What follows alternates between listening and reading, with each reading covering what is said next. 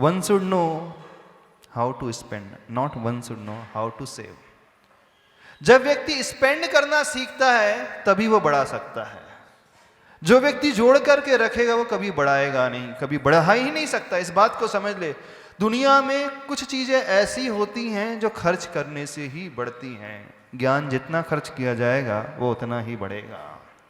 प्रेम जितना बांटा जाएगा, दिया जाएगा, वो उतना ही बढ़ेगा। धन जितना दिया जाएगा वो उतना ही बढ़ेगा।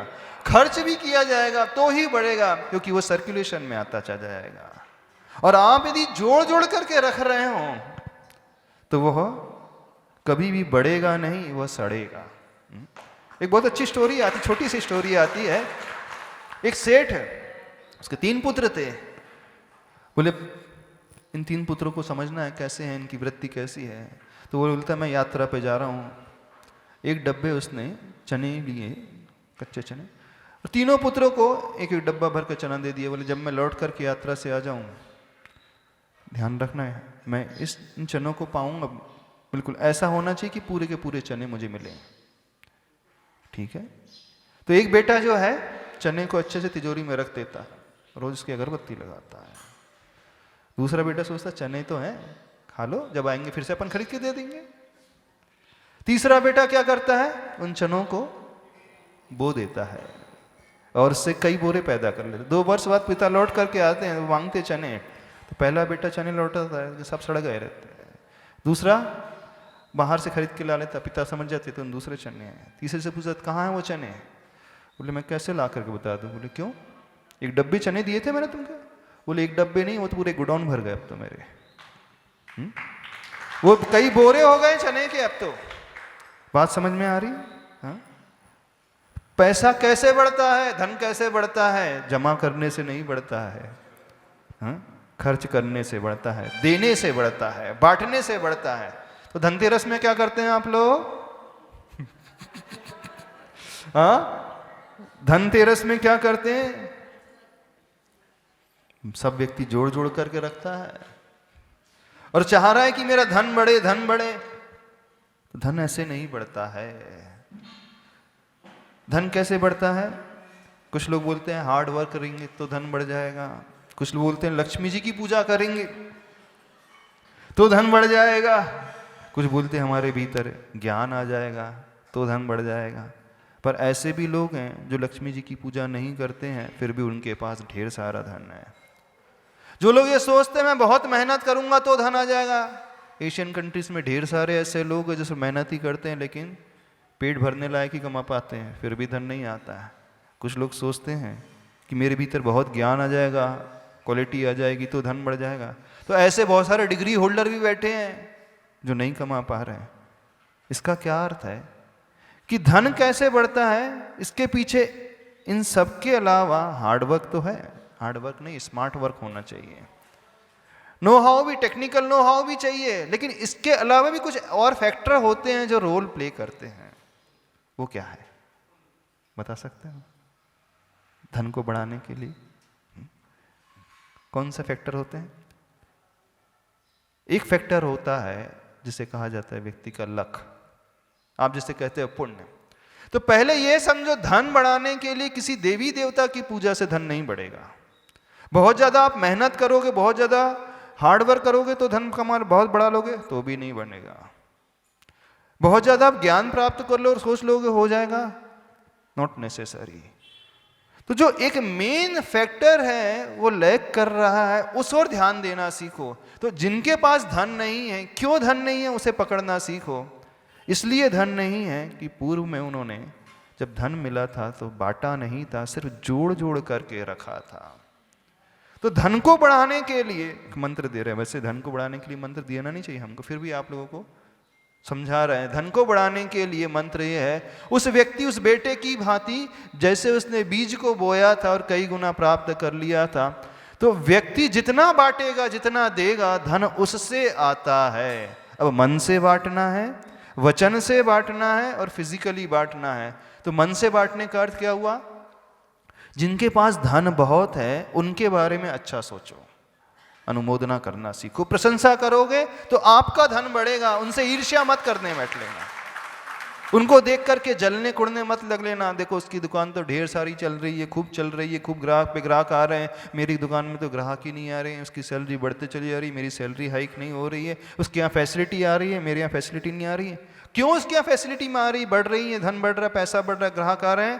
क्योंकि पूर्व में उसने काम किया था, भोगो दानात, पूर्व में उसने धन बांटा था, दिया था लोगों को, जो जरूरतमंद है उनको दिया था। इसका परिणाम उसे वर्तमान में मिला कि उसके पास खूब धन वैभव आया।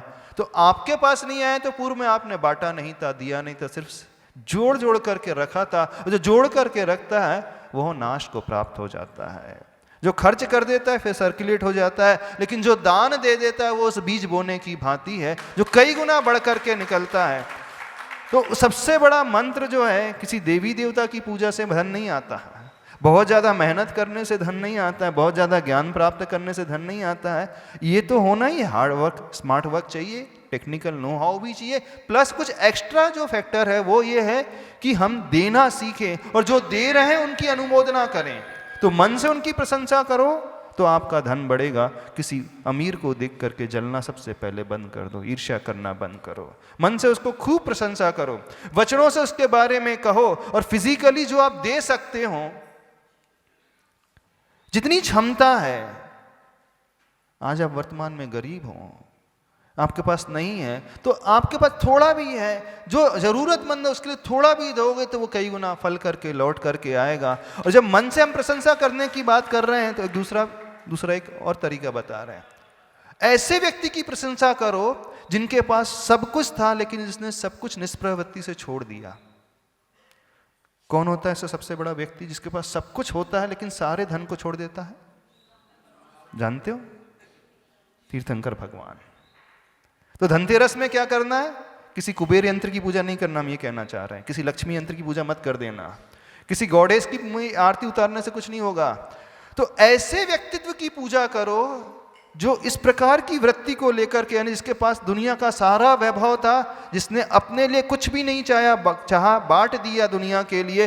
तीर्थंकर भगवान जो 64 रिद्धि प्रकट कर चुके हैं, तीर्थंकर भगवान का जो समावसरण लगता है, वो सारा वैभव था, फिर भी उससे वो निष्प्रह होकर के ऊपर उठे हुए रहते हैं, जिनकी कोई आकांक्षा नहीं होती। उनकी जब प्रशंसा करोगे, अनुमोदना करोगे, और उसी का नाम पूजा है, तो उनकी अनुमोदना, उनकी प्रशंसा करोगे तो आप उस पुण्य को कमा लोगे, उस लक को कमा लोगे। वह पुण्य और वह लक आपको कई गुना लौटा करके देने वाला होगा।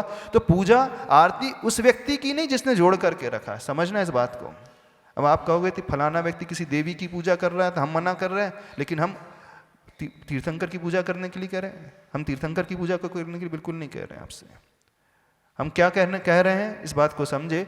हम उस पॉइंट की आपको लाना चाहते हैं कि उस व्यक्ति के पास सब कुछ था लेकिन उसने सबको बांट दिया, उसकी इस क्वालिटी की पूजा कर रहे हैं। इस क्वालिटी की अनुमोदना करोगे, प्रशंसा करोगे तो आप उस पुण्य को कमा लोगे, और उस पुण्य के माध्यम से आप बहुत आगे बढ़ते चले जाओगे। तो इस धनतेरस को क्या करना, धन कमाने का सबसे अच्छा मंत्र दे रहे हैं। आपके अड़ोस पड़ोस में जितने भी इस प्रकार के विचारधारा वाले लोग हैं जो बांटते हैं, दान देते हैं, उनकी प्रशंसा करना। जो सबसे बड़ा है व्यक्तित्व, उसकी मन से अनुमोदना अथवा मन से पूजा, मन से गुणगान, यानी उन 64 रिद्धि की आप जाप दोगे तो आप उस 64 रिद्धि की जाप से बहुत कुछ पालोगे नियर फ्यूचर में। कोई मिथ्या मार्ग का आलम्बन नहीं लेना, कोई टोना टोटका से नहीं आता धन कभी भी। कोई तिजोरी को उत्तर दिशा में रख दो, उत्तर का दरवाजा खुलवा लो, ये सब बहुत नॉमिनल छोटी सी चीजें हैं। मुख्य चीज जो है अपना smart work, technical know how, plus जो दान देते हैं, दुनिया में बांटते हैं, गरीबों की कष्टों को हरते हैं, इस प्रकार के अपने धन का जिन्होंने खर्च करके प्रयोग किया है। यानी ये तो प्रिंसिपल समझ में आ गया, जोड़ने से वो सड़ेगा, खर्च करने से मार्केट में सर्कुलेट हो जाएगा तो भी उसकी वैल्यूएशन बढ़ेगी। लेकिन जब आप बोओगे तो सबसे ज्यादा पाओगे। तो पाता कब है व्यक्ति धन? तो धन पाने का मंत्र क्या है? देना सीखो। जिन्होंने दिया है उनकी अनुमोदना, और जिन्होंने सब कुछ छोड़ा निष्प्रह वृत्ति को धारण करके, उनका मन से गुणानुवाद, उनकी मन से आराधना, मंत्र जाप, इससे आप देखना, अजमा करके देखना, बहुत जल्दी आपको सब कुछ मिलता चला जाएगा।